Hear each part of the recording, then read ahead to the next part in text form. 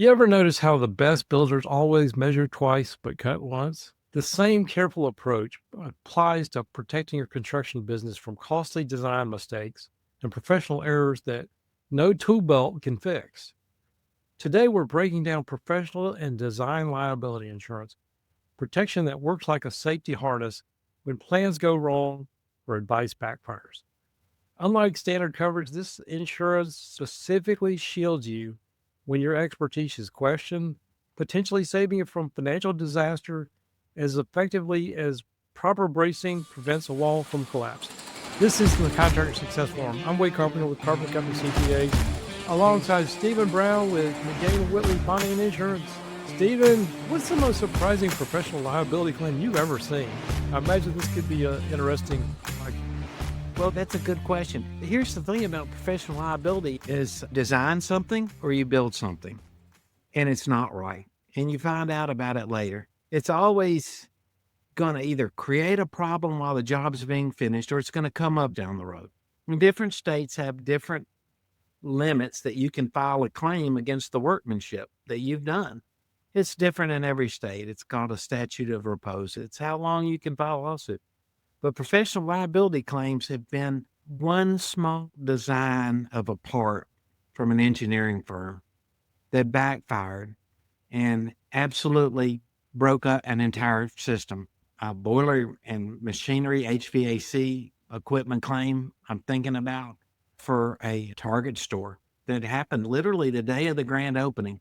Anyway, when those things happen and you've done business with a big corporation, even if it is fixed immediately, which this was, there was a huge cost to replace a lot of equipment, and there was ensuing insurance claims for lost profitability because it happened. So anyway, it is a specialty coverage, professional liability, design liability, and also general liability on your construction company.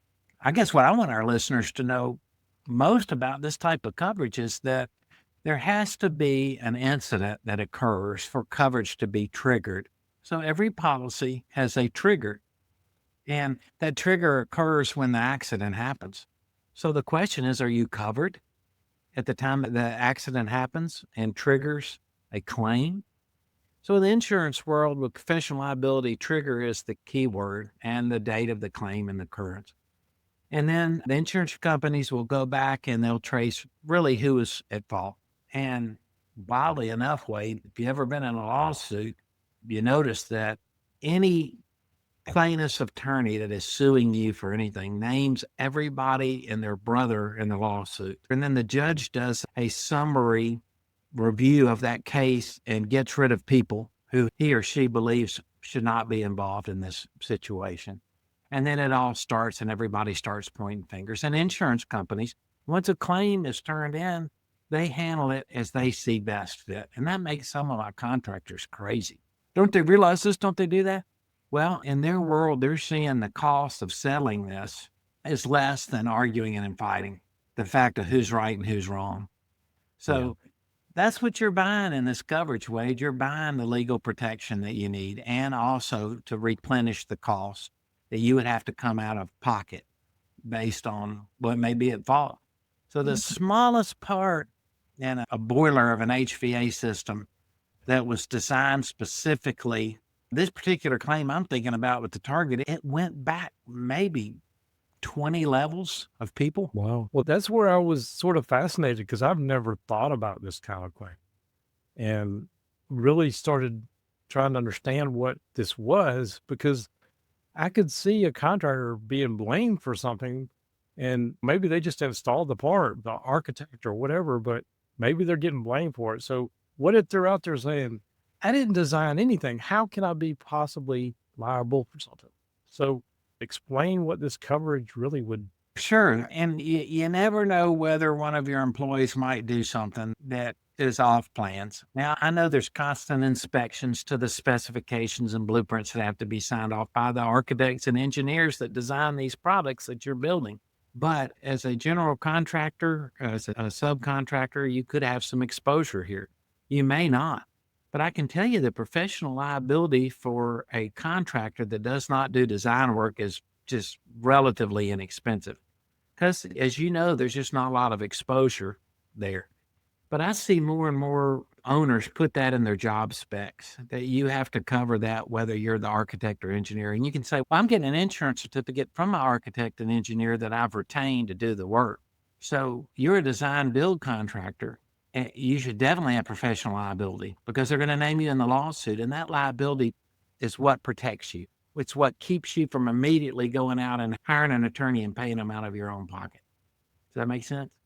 Yeah, and let me ask you just a dumb question because this is not my world. I would think something like general liability would normally cover that, but I understand it absolutely does not. Is that a fair thing to say? General liability covers bodily injury or property damage that occurs in the course of your doing business. It does not include design liability in any way, shape, or form. And specifically, insurance policies are really interesting. You're covered unless they're excluded from coverage.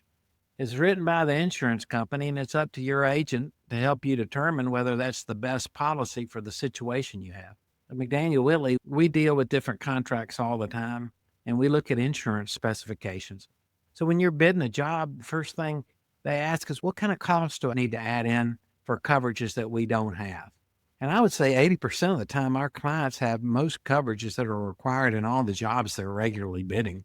Every now and then, maybe you do work for a certain state entity and their levels of insurance requirements are just over the roof. They almost make it impossible for you to bid the job. There's so much ridiculous cost involved.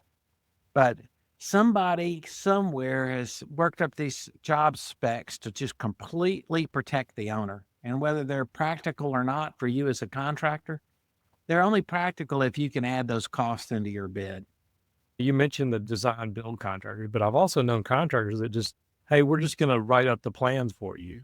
I'm sure there's probably some kind of gray area where contractors may unknowingly actually take on some kind of design liability, just trying to be helpful, I guess. Yeah, it most certainly happens. You never know what kind of something that one of your employees wants to do to ingratiate themselves to the client. Yeah, well, I just don't think that's design right. I tell you what, you're going to have trouble with that done that way. So I think we should do it this way. And the owner says, yeah, go ahead. And then it's not what was designed and there's a problem because of it. You're going to be sued for that and you got to have coverage. Again, I'm not trying to sell insurance to folks that don't need it, but I'm saying the common misconception is as a contractor, I just don't need that coverage. When we're talking about maybe $2,500 a year for $1 million policy, this is just not an expensive proposition here. Well, I can see this is a big blind spot. I've never really paid attention to it. And is there a difference between what I would say is an honest mistake or a mistake in the eyes of insurance company? Is that a stupid question? Well, I always like to put as many coverage as I can with the same carrier instead of piecemeal it to different carriers if I can, because then if a claim falls into gray area, it's harder for them to say no to handling your defense of it and the cost associated with it. In our business, and having been a construction insurance agent for over 40 years, we get those phone calls all the time, Wade, that always start off with, hey, man, how you doing? Hey, listen, I got to talk to you about something. And that's a claim. I can predict it like the sun coming up in the morning from my clients when there's a claim. And most of the time that claim is covered. And then if there's a situation where we communicated to you that the coverage was available and you chose not to buy it, it's in our proposal. You said no. It's the only way we can defend ourselves. Otherwise, it's our problem. First of all, if it's not covered, we've cost our client money and we've also cost them as a client. It's over when we fail to properly look after a client. So there's that aspect to it.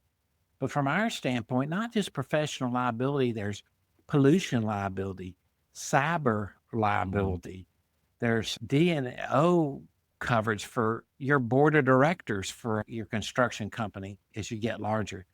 There's so many specific type of liability coverages that just professional liability doesn't. It only covers the design build aspects of the claim. Does that make sense? Well, I could see a lot of smaller builders saying, okay, I'm not the architect. I just build what they give me. So does that logic not protect them in court? Well, it does, and you know that as a reputable architect, that they have insurance and they've given an insurance certificate either to you or to the owner. It's not even a bad idea to ask them for proof of coverage because here's the thing. If it's a design issue and you know who the carrier is for the architect or engineer, then you can say, you need to make this right, or I'm going to file a claim on your insurance. And the insurance has to respond to that. Oh, Well, in sort of trying to understand this, I saw a case where somebody made a suggestion and the owner turned it around and made a claim. It was like a six-figure claim. It's like, how could one little suggestion about how to do something turn into a six-figure claim? yeah. How could that possibly happen?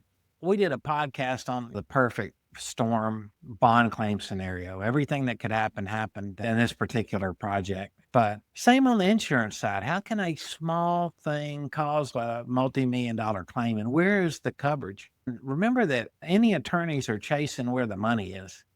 And if you don't have that money in insurance, then they're going to be trying to come after the assets of your company, whatever that is. So I always say, if you're worried about insurance, you got to figure out a way to add that into your overhead or job cost. And that's something that you would definitely, in your profession and your experience, help them figure out. But from an insurance standpoint, workers' comp, general liability, that's based on payroll or subcontracted costs. And as a result of it, you can use that percent in your labor burden to add it just like a tax rate for your employees when you're coming up with job costing. And in our insurance world, there's so many things that can go wrong and will go wrong. And we surround ourselves at McDaniel Whitley with absolutely the best and brightest underwriters and brokers and company folks that we can find. People that we know have been in the trenches with thousands of claims regarding the coverage that they specialize in. And their experience is worth its weight in gold to us, and we value it. And if they're a little bit more expensive than someone else, we're going with them because we know it's done right. Right. So all you can do is try to build a plan to protect you. One of the insurance coverage is called an umbrella because you can picture an umbrella protecting you from overhead. This level of protection just needs to be understood what's available and what your exposures are. I'm actually sort of looking at some of the cases that I had thought about. Saw one where they basically, I'm not sure whether it was the owner or whatever, they made this harmless recommendation like moving I think it was a vent or a fixture or something they moved. The architect drew it a certain way, I guess, but they thought, okay, well, but anyway, blew up into this full blown liability claim. Do you see things like that where contractors get held liable for that? Absolutely. Whether you are liable or you're responsible or not isn't going to stop someone from naming you in a lawsuit. That's the scary thing about it. You may shop your insurance hard and get a cut rate price, and that insurance is only as good as the company and the legal department and the claims department behind it when a claim occurs. At McDaniel Whitley, we just try not to spend any time with companies like that. We can't afford it. We're not going to do it. So you're going to have to be aware of that, especially there's some good company and coverages online that you can find, maybe at less cost. But all you're buying is a piece of paper. So if you're not prepared to really study what you're purchasing, you might say, well, I'm just getting this so I'll get the insurance certificate so I can get my license or whatever the purpose is. As your company grows and changes, you've got to understand that the dynamics of your exposures change exponentially. The smallest thing creating the largest claim. And then there's the egregious claims. They call them nuclear verdicts in our industry or in the legal profession, but a paving contractor up in Kentucky, just paving a 2-lane road, did not follow proper protocol that they had signed off on the apron on the side of this 2-lane road. The Department of Transportation said, yeah, in this situation, you don't need to follow protocol. And it was kind of done verbally. And this contractor did not have a proper emergency median situation. It was literally sloped in such a way that when a woman driving the car with her 4 small children. Tower hit that median. It didn't exist. It was designed literally to flip her car over. And unfortunately, it killed her and most of her children. So that's a nuclear verdict. And at this point, you say, where did the money come from to pay that nuclear verdict? It was in insurance. There was a lot of insurance in place. Yeah. Well, I could see a lot of these people play blame games, just pick anybody that had anything to do with it, even if their role was clearly executing what they were told. Well, wait, I certainly wasn't trying to scare our listeners. I'm not in the business of selling scare tactics to get people to buy anything. But in this type of situation, this particular paving contractor was extremely large, and they could afford to buy huge limits of protection and pass that on in the form of job cost. Okay, that's an ideal situation because remember, as a contractor, the more assets that you have to protect, you formed a LLC or a C Corp, right? So you're protected against personal exposures. The law gives you that protection. But if you want to be out of business and have your company wiped out over this claim, it's not just that, it's also your reputation in it. You're not properly insured and your company goes under. Not everybody's going to sit around and listen to whose fault it was. They're going to go, oh, yeah, man, so-and-so, really. So there's that aspect of it. But proper insurance, like professional coverage, design liability, and all these coverages we talk, get the price, think about it, make sure your agent's thinking about it, most importantly. I'm going to hit you with a question here. I'm sure you can answer it. But if you're reviewing policies, what would you say are the top 3 red flags to look for that basically mean that a contractor isn't properly protected in their insurance coverage? Well, first of all, you may be a specialty contractor that subcontracts something else out, like electrical or some concrete or whatever. A lot of general liability policies exclude subcontractors. You have to look for that exclusion in the policy. And then you have to look for specific exclusions that are excluding things that you don't do every day. So, in answering your question, there's companies out there that will give you very inexpensive quotes based on what they're going to insure. And they make sure that nothing else is covered. So, like I said, first thing to read when you read your policy are the exclusions, what's not covered. So there were subcontractor exclusions. There was underground collapse coverage exclusion. Wow, is that not important if you're a utility contractor? There's boom crane exclusions. What if you're a rigging contractor? Each contractor has certain exclusions that really apply to generally what they do for a living. So we try to get them the absolute broadest policy that you can get because we're not only protecting you, we have to protect ourselves. I mean, well, that's where I was going with this. Is like somebody that's doing like standard boilerplate coverage just for contractors in general, but maybe you're a specialty or you specialty sub doing something. How would a contractor know if their agent, I mean, my take was they need somebody experienced like you that has seen a lot of these things. But what would you say to somebody like, am I really covered? Or are they just like, okay, this is a cheap policy, but they've just had some boilerplate coverage when they. Well, my existing customers know from experience that we've been looking after their back. And new clients, we have to assure them that we're doing that, or they may have heard about us from other customers. That's why we only handle contractors. We don't handle other lines of coverage. That is our specialty. That's what we do day in and day out. Just like you're a construction CPA, that's your specialty. In our world, you are looking for someone that knows what they're doing in that specialty, in that line of work. And you're also looking for someone that can come in and analyze your current coverages and see what might be lacking. And in the old days, there were a lot of insurance consultants that would charge a construction company a fee to do an analysis of all their coverages and break it down. But a good agent will be doing that anyway. We don't want to nickel and dime you out of business. Then you can't make money, and then we can't make money. So, but we need to make you aware of what you're doing and the exposure.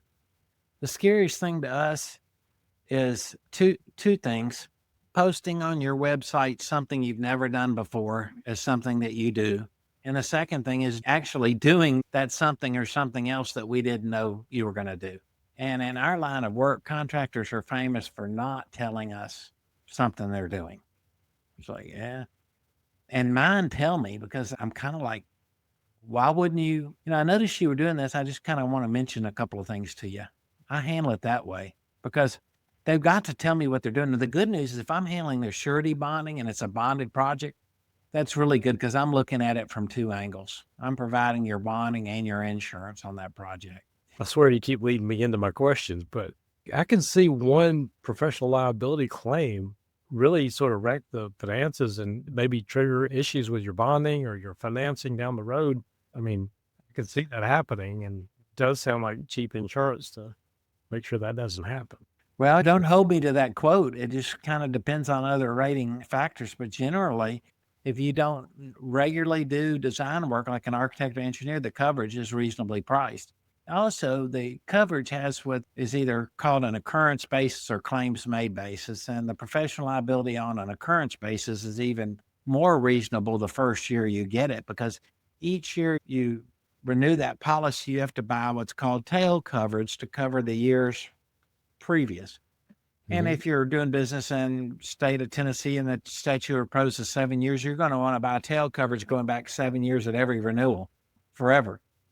So that will make the cost go up eventually. So you got to know what kind of policy you're buying. And the occurrence policy is more expensive than a claims made policy. Okay. Isn't insurance fun, Wade? Absolutely.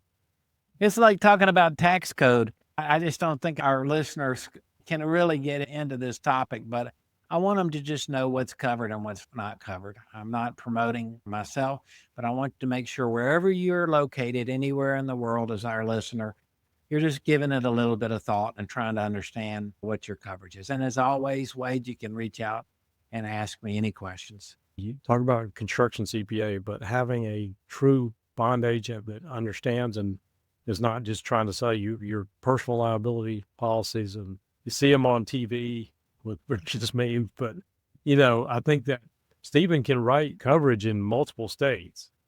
I don't know if it's cover all of the United States, but maybe you can address that. And to bring us home, I mean, is there one thing you wish every contractor understood about this type of insurance before they learn it the hard way? You get what you pay for. And construction insurance is not a world where you go with the cheapest, just like a construction bid. There's a happy medium. You don't have to go with the biggest, most high profile company either. You want to go with someone that literally is invested in you and cares about helping protect you on the project. So as I walk around my office on any given day and I'm listening to conversations going on around our office, it's absolutely nonstop. Every day we're open. Every year we're open. Every minute we're open. It's always something. And we're learning from it and we're getting experience from it. And our business model works because we're not greedy or selfish. We care about our clients. So I thank you for the pitch that you can call me to be your insurance and bonding agency. But more importantly, whoever you're dealing with, make sure that you're getting answers that you need. Make sure that your agent's responding to you. And preferably, if you can combine insurance and bonding, it's a little bit better protection from you, but not necessarily. Well, I think this has been some great information on a topic I never even thought about. Anyway, I appreciate you bringing the message. If our listeners have questions or comments, we'd love to hear about them. We appreciate you listening today to the Contractor Success Forum. We do this every single week. Haven't missed a week in over 4 years. We're in our 5th year now. So appreciate the great information. We'll put Stephen's information in the show notes so you can reach out to him. I know he doesn't mind a call, so give him a call. Please like, share, subscribe, do all that fun stuff, and we will see you on the next show.